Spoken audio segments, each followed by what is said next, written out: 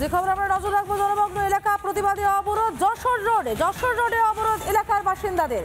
হাবড়া পুরসভার একাধিক ওয়ার্ড জলমগ্ন। অভিযোগ তৃণমূল কাউন্সিলরের দেখা নেই। সাধারণত যশোর রোডে সারা রাত বসে থাকার হুঁশিয়ারি। অবরোধের জেরে যানজট যশোর রোডে।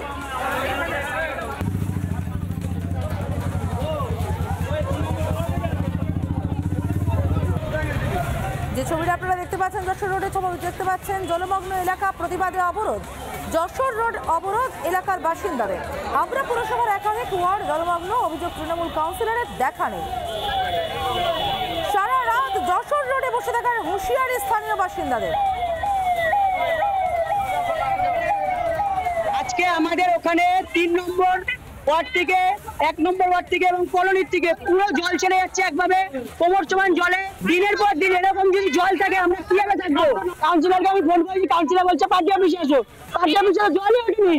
এখন চাইছি আমাদের এই কালভার্টটা খুলে দিক এবং জলটা সরানোর ব্যবস্থা করুন, না আমরা বাইরে থাকতে পারছি না। আমরা পুরো জলে থই থই ডুবে গেছি, অথচ তারক দাস একদিনও দেখতে আসেনি। আমরা চাই যে তারক দাস আসুক বা এই রাস্তা ভেঙে আমাদের জল পাস করাবে। যেই কালভার্ট হবে জল পাস করতে হবে আজকের মধ্যেই। আমাদের এই জল পাস করতে চাই।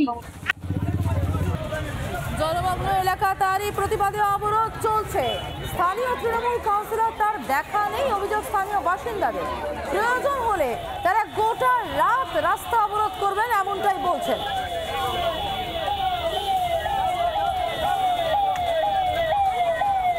যদিও অ্যাম্বুলেন্স এলে সেই অ্যাম্বুলেন্স ছাড় দেওয়া হচ্ছে। যে ছবি দেখতে পাচ্ছেন, স্থানীয় বাসিন্দারাই রাস্তা করে দিচ্ছেন অ্যাম্বুলেন্সকে। অবস্থানের জেরে তীব্র যানজট যশোর রোডে।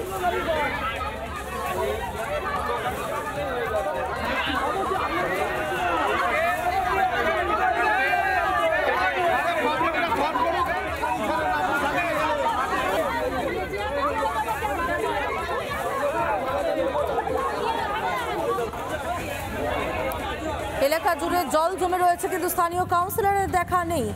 তৃণমূল কাউন্সিলরের খোঁজে এবার রাস্তায় নামলেন যশোর রোডের এলাকার বাসিন্দারা। যশোর রোড অবরোধ, প্রয়োজন পড়লে গোটা রাত অবরোধ করবে এলাকা বাসিন্দাদের হুঁশিয়ারি। নানা ধরনের কন্টেন্ট দেখার জন্য লাইক করুন, শেয়ার করুন আমাদের ফেসবুক পেজ, সাবস্ক্রাইব করুন আমাদের ইউটিউব চ্যানেল। পাশাপাশি অন্যান্য ব্রেকিং নিউজের জন্য অবশ্যই চোখ রাখুন রিপাবলিক বাংলায়।